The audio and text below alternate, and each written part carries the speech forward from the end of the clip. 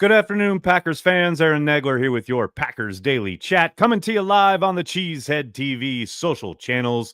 It is Thursday. We are so close to the weekend, but not quite there yet. But we'll, of course, be talking about the green and gold here on the Cheesehead TV social channels. Hope you're all doing well. Not a ton of headline news from your Green Bay Packers today, but always something to talk about, including the NFL draft.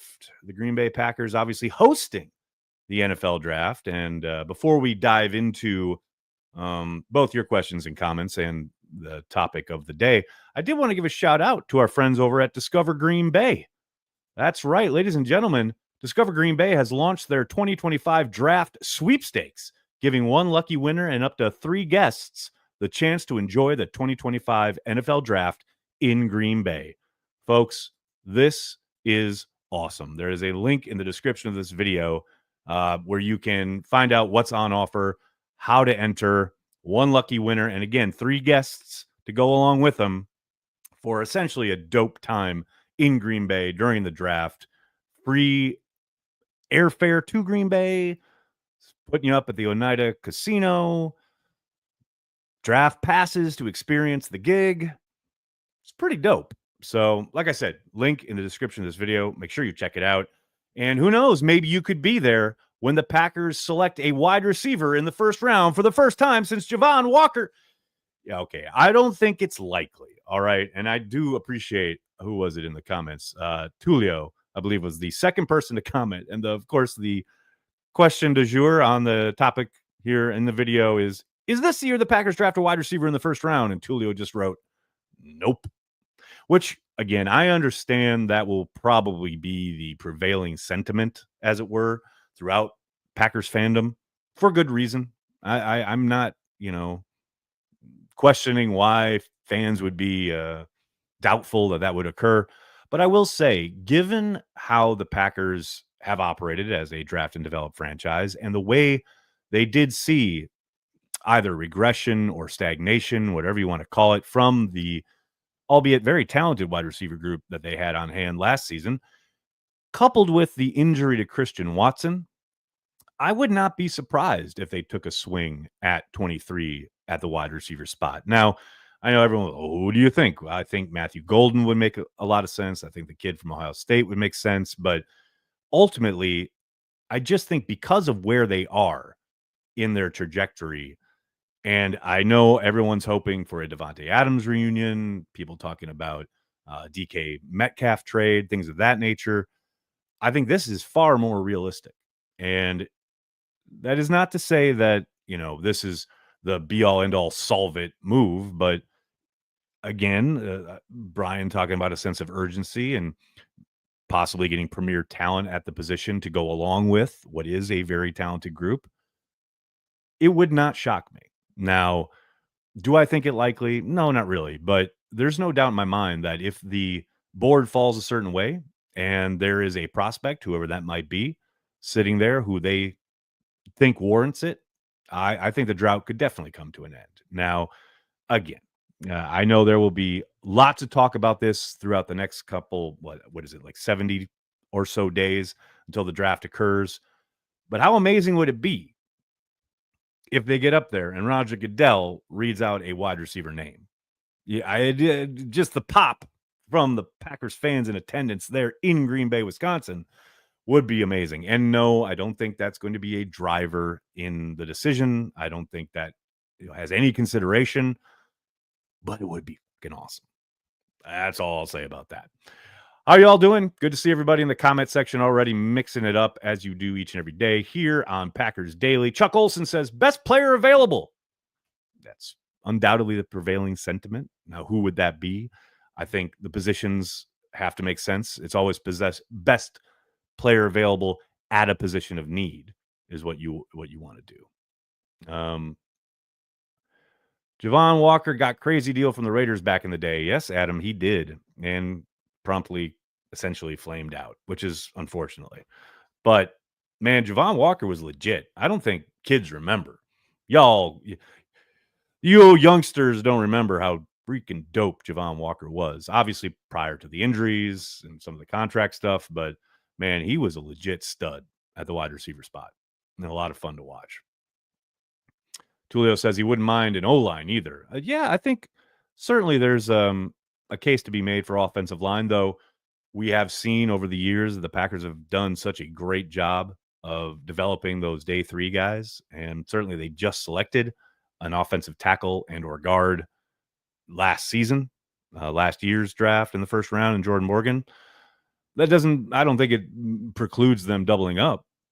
So certainly not. But uh, I think just because of the way they have operated and the way the success they've had with some of those later draft picks at that position, I wouldn't be surprised if they waited on offensive line.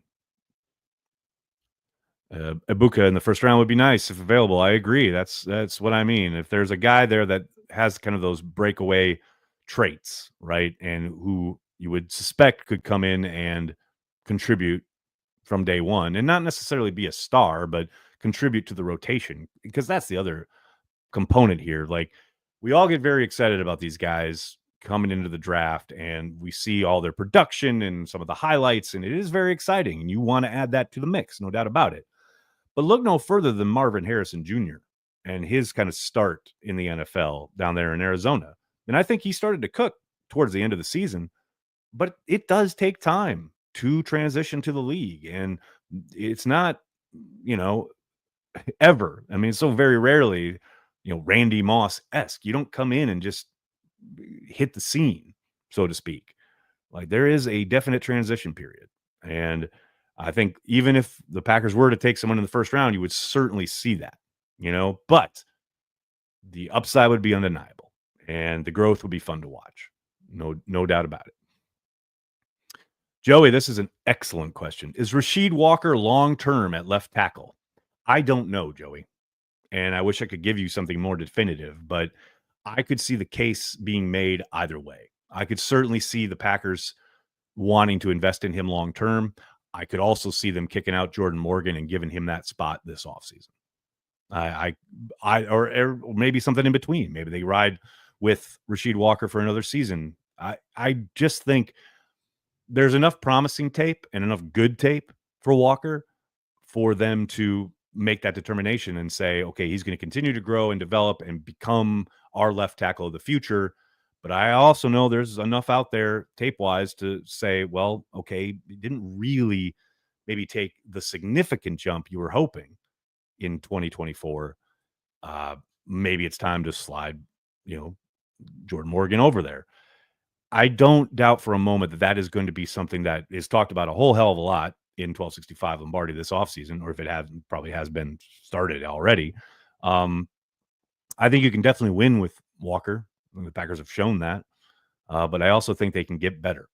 And is Morgan that guy? Potentially. I mean, it's probably why he was drafted, right? We will see. Who knows? It could go all the way to training camp, and they let him battle it out. I don't think you're ever set. You're always kind of competing. You've heard Matt LaFleur talk so many times about the best five will play.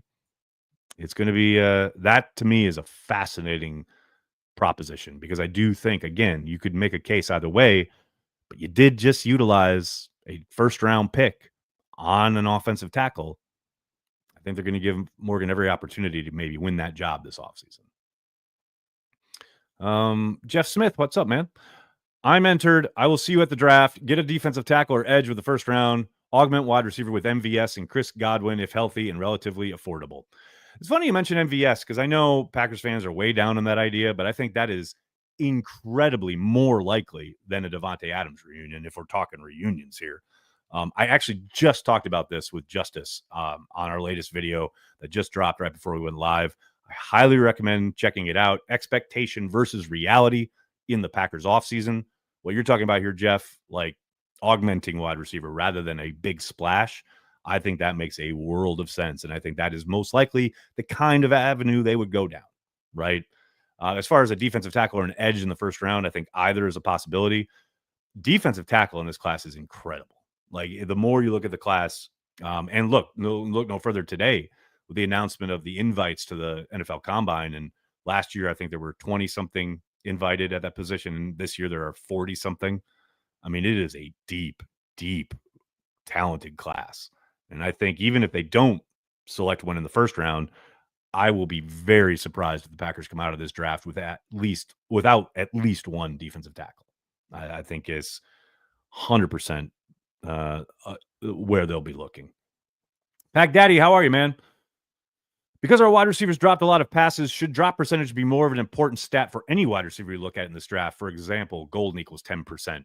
Yeah, it's something that will be certainly discussed. I think those drops, each one of them will be broken down individually because I think there is some context, right? And it is about who's grading the drops and what do they actually look like. But yeah, there's no doubt. And I just talked about that with Justice. The idea that, especially if you're a draft prospect, adding that to the mix into a group that is coming off a year where they led the league in drops. I don't know, man. That's a pretty deep leap of faith if you're the general manager. But I don't think it takes a guy off the board, right? I think you've certainly seen guys who have struggled in that area and then improved. You definitely want sure hands at the position, no doubt about it. But I don't think it strikes you off the list, so to speak. But again, it is something they will undoubtedly do a deep dive into for anybody they're considering. Joey, what's up, man? Would you rather have Ryan or Jenkins at center? Ooh, good question. Actually, I'd probably rather have Jacob Monk. And I know everyone, kind of writes him off because he was inactive so much his rookie season. But I thought he looked really, really improved throughout training camp. And I know early on in camp, he struggled a bit, but I thought by the time preseason rolled around and they were getting him kind of regular reps at center, I thought he looked damn good. Now, what would their plan be? I suspect probably Ryan. He was the one who essentially became the de facto backup center throughout the summer. And I think, especially if Walker continues to play at left tackle, you got Morgan there at right guard, you slide Ryan into center, and away you go. I don't love the idea of moving Jenkins in there. I think he's really solidified himself at left guard. And I think he plays that position extremely well. We'll see what road they go down. Who knows? Maybe they draft someone to replace Josh Myers, right? But of that choice, I'd take Ryan. Larry, I like this question. Eagle linemen are freaks. Do Packers need to get bigger and freakier? Maybe, but I think a lot of people thought or even said that LVN was a freak when they drafted him, a physical one anyway. I mean, I don't know. It's one thing to say, look what the Eagles did, and another whole world to go about it because, I mean, they've hit on their draft picks. And right now, you look at the front from the Packers, I think Devontae Wyatt is if he could, stay on the field as opposed to all the time he missed with injury, he's looking like a hit in this scheme, right? But LVN certainly started out looking like a miss, right? Kenny Clark certainly didn't seem to be a great scheme fit, though. That was part of my great talk with Justice that I highly recommend you check out as far as a new defensive line coach, hopefully putting him in some better positions. But yeah, man, you want to get bigger and freakier, no doubt about it, especially when you talk about the edge players. Brian has always preferred bigger guys, right? Big, strong, defend the run, weather turns in Green Bay, you're going to be able to hold up.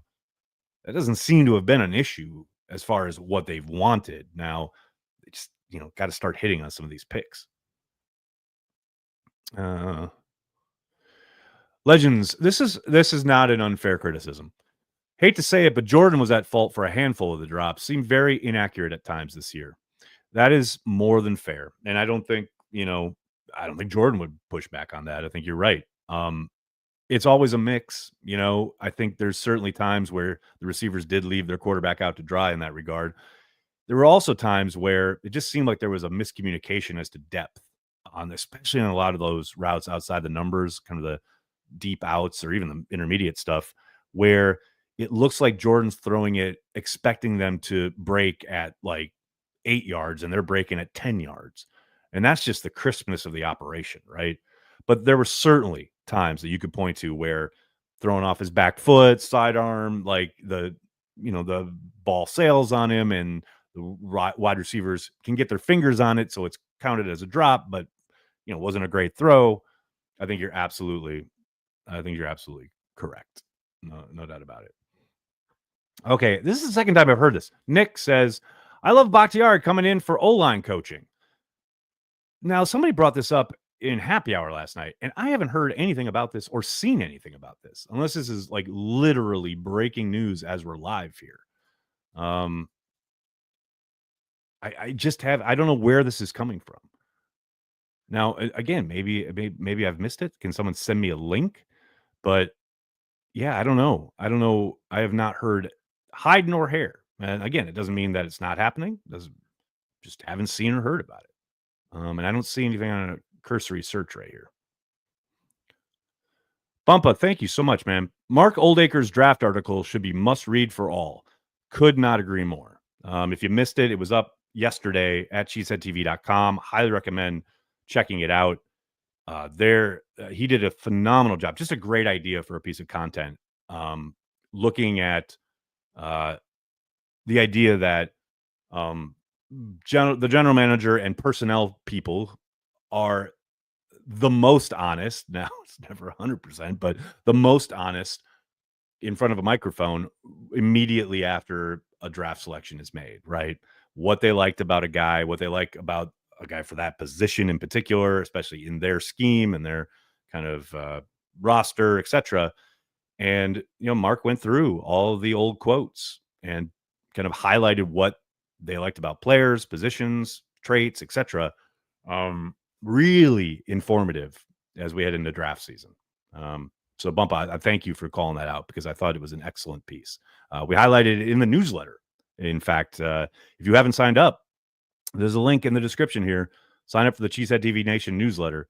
You get tons of Packers content from Cheesehead TV each and every week. Latest one went out this morning. Just a great way to find a ton of our content in one spot. There we go. Look at that idea. Is this the year that Green Bay takes a skill position player in the first round? Maybe like Igbuka or Genti if he's there. I'd be very surprised if they took a running back. Never say never, but given what they did signing Jacobs and then drafting Lloyd last season, and then the contributions they got from Emmanuel Wilson and Chris Brooks, I'm never going to say never. I'm not going to say it's impossible, but I would be very surprised if a running back went in the first round to Green Bay. RCS. So many clickbait articles posted on Facebook. Dog, you ain't lying. It's hard, man. I like, because I've operated a couple of different pages. I got my blogger page, my personal page, and then the Cheesehead TV page. So as I kind of go through them, and I look at their various feeds, some of the Packers content, my goodness, it is, it's hard. It's hard. No doubt about it. Daryl, what's up, man? People were talking about being open to Max Crosby trade as well, which I'm not too sure about it. Yeah, that would be, I would fall under the expectation versus reality conversation that I had just had with Justice. Look, that would certainly be a major move that would add a difference maker on your defense. And I do not doubt for a moment that Brian will be making that phone call. But I do not doubt that he will not be the only one. And I think the Raiders can drive a pretty hard bargain if they are indeed thinking about moving him, which there has been no indications. So we'll see. TBD, but I tend to doubt it. Nick, great question, man. Thanks for the super chat. Is the constant rotation and decreased snap percentage contributing to decreased production on the D-line, edge, wide receiver? The inconsistency, not allowing the players to get into a groove? Saw this theory floated on X. Yeah, I think Austin actually wrote a piece about it for Cheesehead TV. And I do think there's probably something to it, especially with a squad that is as young as the Packers are, because the way to find consistency is to play consistently, get on the field consistently, right? Now, that said, it's not like the Packers are some major anomaly in this regard, right? Like, it is a matchup league, and players are put in positions by the coaches and the coordinators because they want to take advantage of certain matchups or try to get certain matchups. That is just the league. That is kind of just how both offenses and defense, so especially offenses operate, right? That said, could they maybe benefit from streamlining some of that? Maybe, probably. But I also point out too, we were talking earlier about the Eagles. I mean, probably not as much this time around, but the last Super Bowl victory they had, they sent waves of dudes at the opposing offensive line from their defense, right? And certainly that disparate nature of their snap distribution certainly didn't seem to hurt them. So I think, there's lots of different ways you can go about it. But I do think, yeah, I talked to Jordy Nelson about this last summer, about his staying on the field constantly, always being on the field, and how that enabled him not only to kind of find his groove, as you're saying, but to set guys up, right? Because if you're constantly getting after a dude in the run game, like you do it 6, 7 times, and now you're coming up on him, and he's thinking, "Oh, here we go again," and all of a sudden you're past him and running a post, right?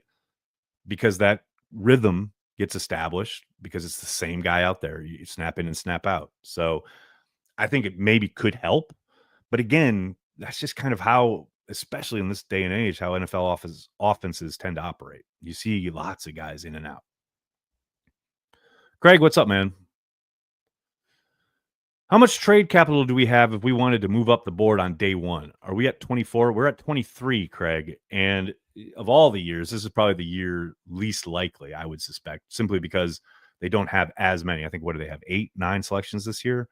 The last couple years, they've had 11, 12, even 13 selections after kind of dropping down. I'd be surprised if there was some major swing to get up there. Now, I say this every year, and it probably gets tiring hearing it. I probably get tired saying it, but it is true. It all depends on the player, and it depends on how enamored Brian is with said player and whether he thinks he's a real difference maker, blue chip, generational guy that, if they have the wherewithal and the desire to shoot up that draft board, maybe they pull the trigger. But again, I would that would be very surprising. Very surprising. Amar, how are you, man? Thanks for being a Carry the G Club member. Just made it. Rewinding to watch from the beginning. Happy to see you have a badass time in NOLA. I will not believe a wide receiver in round 1. Understandable, Amar. Completely understandable. Appreciate you checking it out, man. Hope you're doing well. J-Rock. This is not naive at all. I know this sounds naive, but would good football players not be effective in almost any scheme? I'm confused how a good player becomes average just because of scheme. I highly recommend you listen to the video I just dropped with Justice, because we kind of talk about this exact subject in relation to Kenny Clark, right? And to your point, Kenny was very good and productive prior to this past season. And then production wise, I think if you actually turn on the tape and look at what he was asked to do down in and down out, certainly he didn't get after the quarterback nearly enough. Certainly need more there, more production. But I think what he was being asked to do didn't really jive with his game. And again, I encourage you to listen to my talk with Justice about it, because sometimes guys are just better suited to do certain things. And that comes back to the old adage of, don't ask me what he can't do. Don't tell me what he can't do. Tell me what he can do. Where does he win? Right. And I think a lot of times Kenny was being put in positions this past season where he just wasn't able to win. And I think there's a decent chance that a new coach along the front asking him to do some different things hopefully unlocks him a little bit more in this particular scheme. And I don't think that's naive at all, but it is a hyper specialized game. And I think especially along the lines, the interior of the lines, we on the outside looking in, we see a mass of humanity just smashing into each other each and every play, right? I cannot encourage you enough, and this is pretty easy to find in this day and age here online and on YouTube in particular, is to go and find a coaching clinic. Go and find a coaching clinic from the last 2 or 3 years, where they talk about line play, either defensive line play or offensive line play. And you will see the minutia that they are dealing with down in and down out, that we as kind of the general public, fans, what have you, are so far gone from being able to realize. It's really kind of crystallized for me when I watched Stenovich. He gave what it's a group called Cool Clinic. They do tons of really great coaches clinics, both college coaches and NFL coaches. And it was all virtual. This was actually, I think, during the pandemic, if I remember right. But he did a breakdown of a game against the Colts in Indianapolis where I can't remember who the rookie was, but it was a rookie tackle, and then he juxtaposed it and compared it to David Bakhtiari, you know, and it was mind blowing how, okay, here's what we're asking them to do as far as just their step, just the first step, and how the rest of their body is responding and what they're doing with it compared to David and what he was doing with it, and why what David was doing was so technically sound and why this was so not bad but needed work, right? And I'm telling you, it was so hyper specific that we don't think of, we as fans, we're drinking our beer, we're watching them throw, and like the guys are just smashing into each other, right? But they are so hyper technically precise, or they're trying to be, right? That precision can be brought out in certain schemes or with certain coaching that it's really difficult to get a handle on as a layperson, as a fan, as someone who's, I love football, but I am certainly not anywhere near that level when it comes to the technicalities of scheme and technique. And that's why, as fans, it probably gets really frustrating when we hear coaches drone on about technique. Well, they need to work on technique. They need to be more consistent in their technique. But that is truly where things are won and lost. And not just on the lines or the wide receiver route, how they run their routes, defensive backs, how they break on the ball, things like that, and what shoulder they're targeting, and using their hips and reading the opponent. And the minutia is incredible. It's incredible, and we really don't appreciate it as fans. And that's not an accusation. It's just a fact, right? So that's a long-winded way of saying no. It's not naive, but there is a technicality to it at times that can make a guy kind of disappear or really bring him to the fore. No doubt. And oftentimes it is technique driven. Soder, right. Pad level. Exactly. All right, everybody. I'm going to have to get going. I cannot thank you enough for hanging out, talking Packers each and every day, Monday through Friday, right here on the Cheesehead TV social channels. Please do me a monster favor. Hit like on the video, subscribe to the channel, and then tell your friends and tell your family. Cheesehead TV, we are devoted to Green Bay Packers fans worldwide. Thanks a lot, everybody. Have a great night. Go Pack Go.